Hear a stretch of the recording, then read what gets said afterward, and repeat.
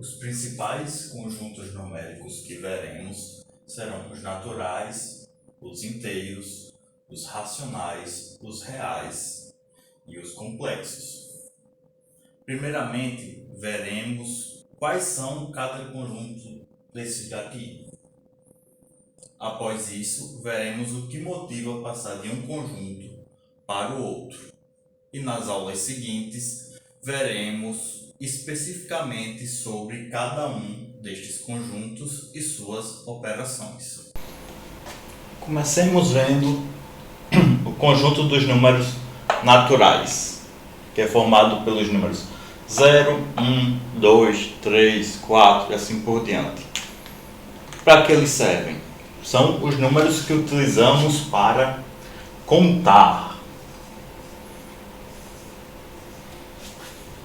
Certo? Então, como utilizamos os naturais para contar, quando estamos contando, o que é que nós nos preocupamos ao contar? Vou pegar aqui um quadrinho para mostrar para vocês. Quero contar, por exemplo, quantas bolas eu tenho nesse quadro verde? Nenhuma, 0. Botei um aqui agora. Botei quantas bolas? Uma. Outra. 2. Outra. 3. Outra. 4. Perceba que quando eu estou contando, eu estou preocupado com a ideia de sucessor. Eu estou em um número, no caso aqui, contava aqui, tinha uma. Quem é o sucessor do 1 seria o 2, que é onde eu vou contar caso chegue uma nova bola, certo? Então, contar nos dá uma ideia de sucessor.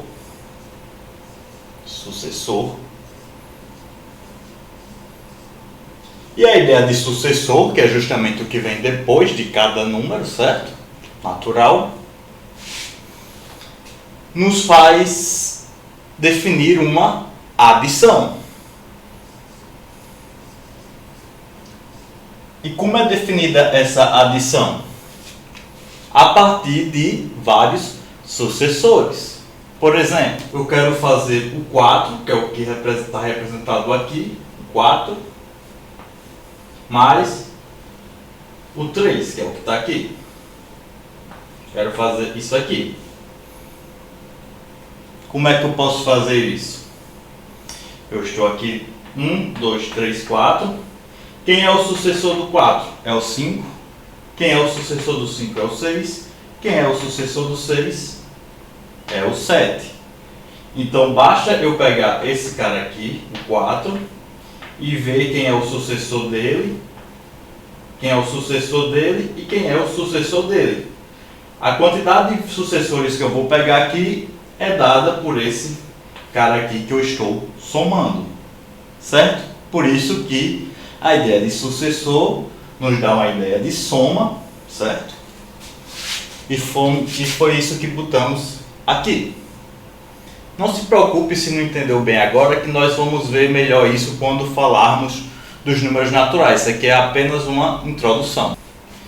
Então, beleza. Eu tinha contado, de contar veio a ideia de sucessor, e do sucessor veio a ideia de adição, certo? Já que eu tenho essa ideia de adição, nada mais natural do que eu ter uma coisa que faz eu voltar à minha adição. Como assim, professor? Não entendi. Por exemplo, se eu tinha aqui 2 mais 3, isso aqui dá 5, né? Isso aqui tudo número natural, bonitinho. Aí eu sei que quando eu somei 3, deu 5. Aí como é que eu faço para voltar do 5 para o 2? Como é que eu volto esse sucessor? É assim que surgem os números negativos, a partir de uma ideia de voltar atrás na minha adição, certo? Então, partindo dos naturais, que é formado pelos números que contamos, 0, 1, 2, 3, tem autores que não consideram o zero como sendo natural, tá? Aqui a gente vai considerar, só uma questão de definição mesmo, porque eles falam que nós não começamos contando do zero. Por exemplo, quero contar quantos psis tem aqui, eles falam, conto 1, 2, 3, eu não conto zero. Mas ao meu ver é interessante ter o zero, por quê? Porque quando eu não tenho nada, certo? Então, exemplo, quantos lápis tem nessa mão aqui? Zero. Então ele é útil para contar também. Então eu gosto de deixar o zero como sendo natural. Tá? Então, partindo aqui dos naturais para os inteiros surgiram dessa ideia aqui de, já que eu tenho uma adição nos naturais, como é que eu faço para voltar? Como é que eu faço para, já que eu somei 3, como é que eu faço para voltar daqui para o meu 2? Aí eu acrescento os números negativos, que vamos ver como é feito isso direitinho quando formos falar dos inteiros, ok? Então, os inteiros, representados por essa letra, o Z, com 2 tracinhos, são nada mais do que os naturais, tá? Aqui pintados de azul, juntamente com eles negativos, certo? Que é justamente para fazer esse papel de volta. Tudo bem? Beleza.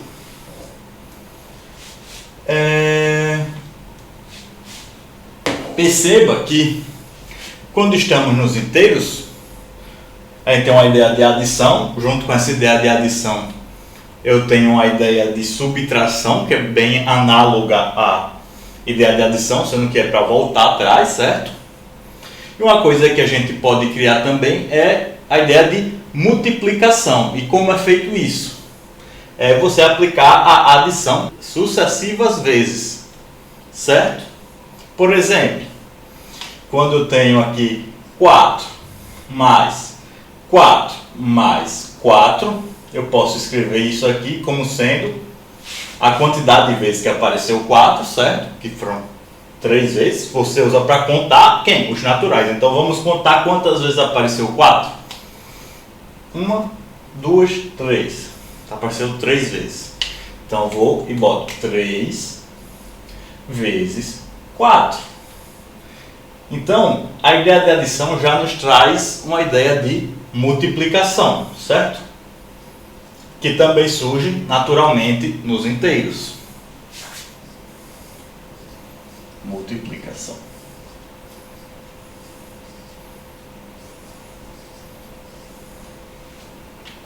Que surge naturalmente nos inteiros, já que podemos trazer a multiplicação dos naturais para os inteiros e fazer uma nova definição para os inteiros negativos, certo? Através da propriedade distributiva, que vamos ver melhor nas próximas aulas. E o que diferenciava os naturais dos inteiros era o quê? Era a existência dos números negativos, ou seja, do oposto dessa adição que tínhamos escrito aqui. Então, para não esquecer, vou botar aqui oposto. Oposto. Certo? Que é o que representa aqui os inteiros. O oposto da adição aqui. Então, até vou escrever da adição.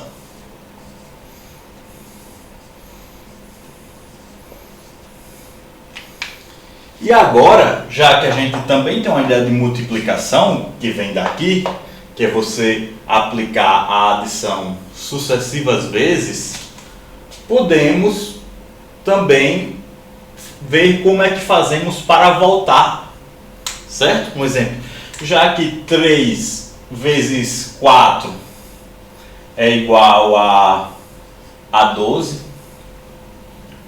que número eu multipliquei por 4 para chegar no 12? Foi o 3. Como é que eu faço para sair do 12 e voltar para o 4? A gente tem uma ideia de divisão agora, certo? E quando dividimos dois números inteiros, criamos um novo conjunto chamado dos conjuntos dos números racionais, representado pela letra Q. Ok? O Q nada mais são do que? Do que as frações, certo? P sobre Q, tal que o P, que é esse cara aqui de cima, é um inteiro, e o Q, que é por quem eu estou dividindo, é um inteiro diferente de zero. Já já vamos ver como é que a gente pode escrever isso de outra maneira, certo? Mas por enquanto vamos seguir aqui. Então, o conjunto de números racionais são as frações. Uma outra maneira de você ver isso seria vendo dessa maneira aqui. As frações possuem representação decimal finita, certo? Por exemplo, se eu quero representar a representação decimal de 1/2, isso aqui seria quanto? Seria 0,5, finita, acabou. Ou quando infinita, periódica. Um exemplo, eu tenho uma outra fração aqui, 1/3.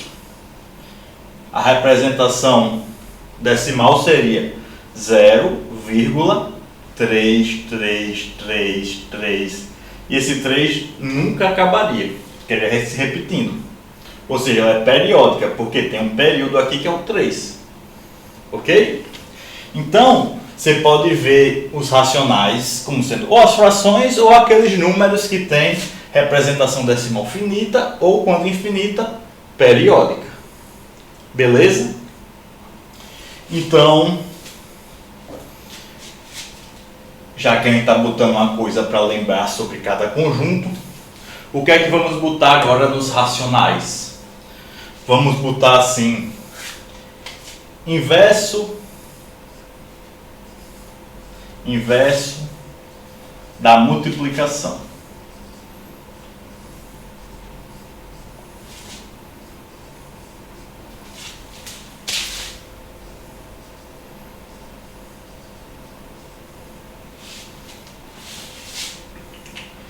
Beleza.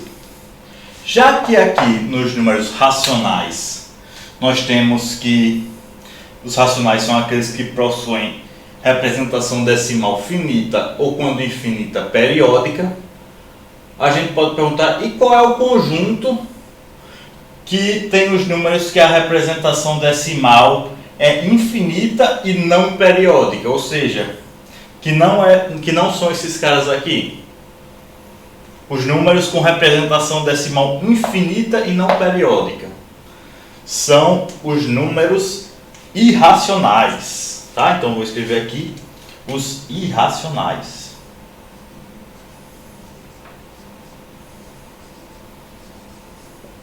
Certo? Normalmente representado dessa maneira aqui. Normalmente não se chama por uma letra própria para eles. Certo? Então vai ser os reais menos os racionais. Ok? Tanto que eu nem escrevi eles aqui. Já a gente vai falar por quê. O próximo conjunto, daqui para cá, seria os reais. Os reais nada mais é do que a união dos racionais com os irracionais. Certo? Essa é a maneira mais simples, assim, mais pobre de se ver, na verdade. Uma maneira que eu gosto de ver bem, assim, que você vê o porquê os reais é tão importante, seria a seguinte. Até aqui, até os racionais, a gente encontrou uma boa motivação para passar de um para o outro, certo? Que seria, aqui a gente usa para contar, daqui para cá a gente queria voltar atrás, né, na adição. E aqui, nos racionais, a gente quer voltar na multiplicação que a gente trouxe aqui para os inteiros, que veio aqui dos naturais, certo? E agora, o que é que acontece para passar dos racionais para os reais? Perceba uma coisa. Se eu pego um subconjunto dos racionais, por exemplo, esse subconjunto aqui, os quezinhos racionais, tal que Q ao quadrado é menor do que 2. Certo? Vou chamar isso aqui, seria de A. O A sendo isso aqui. Então, uma coisa que dá para ver é que o A, ele é limitado superiormente eu acho que esse nome fica muito difícil para uma introdução. Então vamos dizer assim, existe um número, tá, que é maior do que todos os elementos de A. Por exemplo, 4. O 4 é maior do que qualquer elemento de A, certo? Porque qualquer elemento de A tem que satisfazer o quê? Que ele ao quadrado é menor do que 2. Então 4 vai ser maior do que qualquer elemento desse. Então perceba que se isso acontece aqui nos inteiros, certo? Se eu tenho um número que é maior do que qualquer subconjunto dos inteiros, então necessariamente irá existir um elemento desse conjunto, sabe? Se eu pegar esse mesmo conjunto aqui e botar, em vez de Q aqui, botasse um Z, certo? Se eu botasse um Z aqui, o 4 ia continuar valendo, ia ser maior do que todos com um Z também.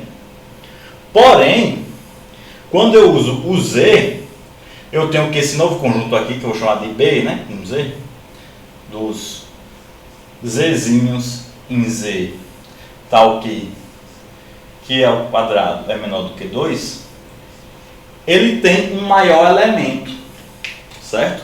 E que maior elemento seria esse? Seria o 1, certo? Por quê? Porque 1 ao quadrado dá 1, que é menor do que 2, então 1 está aqui. E o próximo seria quem? Seria o 2, né? O próximo sucessor do 1 seria o 2. Aqui, ó. E para o 2 eu teria que 2 ao quadrado já passaria do 2 que não está aqui. Então o maior elemento desse conjunto seria o 1. Porém, nos racionais não existe um maior elemento desse conjunto nos próprios racionais. Não existe nenhum racional que eu pegue aqui dentro do A, tal que ele seja maior do que todos os outros, mesmo o conjunto tendo essa mesma propriedade de existir algum elemento que é maior do que todos eles. Mas dentro desse subconjunto aqui, não tem nenhum que seja maior do que todos eles. Certo? Se eu pegar, por exemplo, quem seria esse outro conjunto aqui, vou apagar esse B, que é dos inteiros, a gente não quer mais falar dos inteiros, e pegar esse novo conjunto aqui, posso até botar um menor igual aqui, pegar esse outro conjunto aqui, o B agora, como sendo... são os racionais, tá? Da mesma maneira, sendo que agora o Q ao quadrado, vou até deixar aqui, não. O Q ao quadrado é maior do que 2, certo? Perceba, então, o conjunto A é esse daqui, o B é esse, a gente sabe que existe algum racional A, Q1, racional, tal que o Q1 é maior do que todos os elementos de A, tá? E para o B, a gente sabe que existe um racional que é menor do que todos os elementos de B. Por exemplo, o 3 aqui, Q1, poderia ser igual a 3. Por quê? Porque eu sei que para estar em A, precisa ser um racional tal que o quadrado dele é menor ou igual que 2. Tá? Então, se Q1 for maior do que 3 ou maior, isso aqui já não vai ser satisfeito. Então, todos que estão em A vão ter que ser pelo menos menor do que 3, tá? E aqui para o B, poderia ser, por exemplo, 1. Porque para o quadrado dele ser maior do que 2, certamente ele vai ter que ser maior do que 1. Ok? Então a gente sabe que existem esses dois racionais aqui, mas não existe nos racionais o menor dos Q1. O que é que isso significa? Dentre esses elementos aqui dos racionais que são maiores do que todos os elementos de A, não existe um menor deles e nem existe um maior dos Q2. Ou seja, dentre esses que são menores do que todos os elementos de B, não existe o que é maior, o maior de todos, assim vamos dizer. Certo? Então eu consigo escrever os racionais como sendo a união de A com B, certo? Tal que A e B tem essa propriedade aqui, de que tem um elemento maior do que todo mundo de A em Q, e tem um elemento em Q que é menor do que todo mundo de B, certo? Isso aqui dá os racionais e é como se estivesse faltando alguém, certo? Porque perceba que o A eu estou vindo por aqui assim, se aproximando de um certo lugar, e pelo B eu estou vindo aqui sempre maior do que um certo alguém, sendo que esse cara daqui do meio, que seria o maior dos menores do que B e o maior e o menor dos maiores do que A, ele não está aqui. E é com esse intuito que surge os reais, para completar isso aqui. Botar essa galera aqui que está faltando aqui. Então, nos reais, se eu conseguir escrever os reais como sendo um x união y, tal que o x tem algum elemento que é maior do que todo mundo de x e o y tem algum elemento que é menor do que todo mundo de y, necessariamente algum deles vai ter um maior ou menor elemento, certo? Coisa que não acontece aqui nos racionais. Então é para isso que surgem os reais. Então é daí que vem a necessidade de criar os reais, tá? Para completar esses números que faltam aqui. Então beleza, então os reais vêm dessa necessidade. E professor, e os complexos vêm de onde?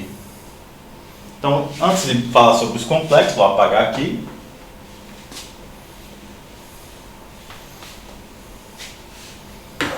Vou botar assim, completar.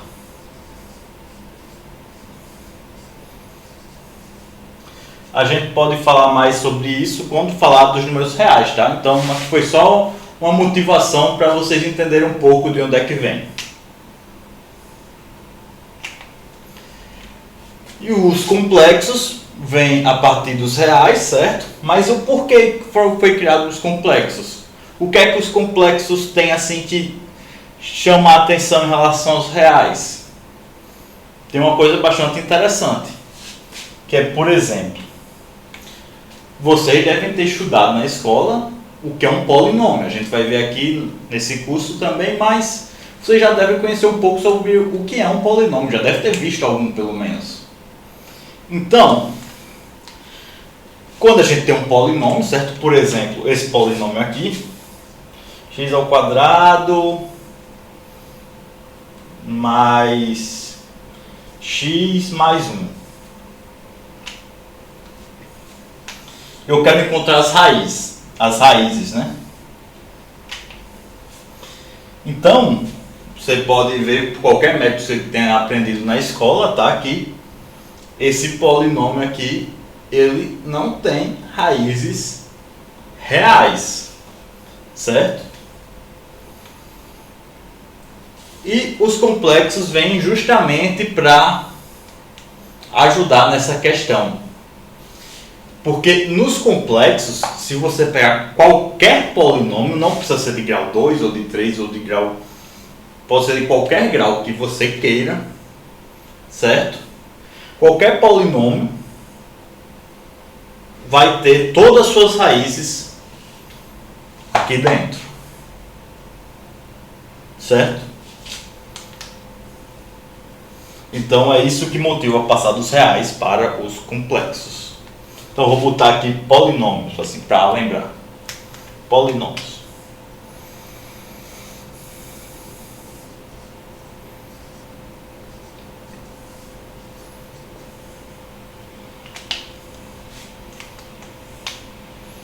E os complexos é formado pelos números A mais BI, tá? Onde A e B são números reais e o I é uma unidade imaginária, tá? Que satisfaz a seguinte propriedade do I ao quadrado ser igual a menos 1. Então, beleza, vimos uma pequena introdução aqui. Uma coisa assim, mais uma espécie de curiosidade, certo? É que quando passamos aqui dos reais para os complexos, existe um processo que se chama processo de Cayley-Dickson. E esse processo pode ser utilizado para passar dos reais para os complexos, pode ser utilizado para passar dos complexos para um novo conjunto, que seriam os quatérnios. E os quatérnios a gente não vai estudar nesse curso, mas talvez você já conheça um pouquinho sobre ele e você não conheça nem o nome dele. Ele é bastante utilizado, por exemplo, na física, quando vocês fazem aquele produto vetorial lá que tem a regra da mão direita, que dois vetores vai para cima, que tem o IJK. Então ele é utilizado, o mesmo processo de passar dos reais para os complexos, você usa ele para passar dos complexos para os quatérnios e assim por diante. Certo? Só uma curiosidadezinha. E um pouco da motivação de cada um desses conjuntos aqui, tá? Outra coisa que é interessante perceber é que esses conjuntos aqui, eles podem entrar numa inclusão própria, certo? Então os naturais estão contidos nos inteiros, que estão contidos nos racionais, que estão contidos nos reais, que estão contidos aqui nos complexos. De tal maneira que essa inclusão ela é própria, ou seja, quando eu botar aqui, eu vou tirar esse igual. O que é que isso quer dizer mesmo? Quer dizer que existe algum elemento nos inteiros, tá? Que não está nos naturais. O menos 1, qualquer negativo. Existe um elemento aqui nos racionais, tá? Que não está nos inteiros. Por exemplo, um terço, essa fração, ela é um racional, mas não é um inteiro. Existe alguém aqui nos reais que não está nos racionais. Por exemplo, o π, o e e outras coisas que vamos ver, tá? Por cima, mas vamos ver. E existe alguém aqui nos complexos que não está nos reais. Por exemplo, o próprio i. O i está aqui nos complexos, que é essa unidade aqui imaginária, e não está nos reais, certo? Então, isso foi uma breve introdução, tá? Sobre conjuntos numéricos, um pouco da motivação para passar para cada um deles. E agora, nas próximas aulas, vamos falar mais e explicar bem sobre cada um deles e como montamos essas operações e etc. Coisas desse tipo.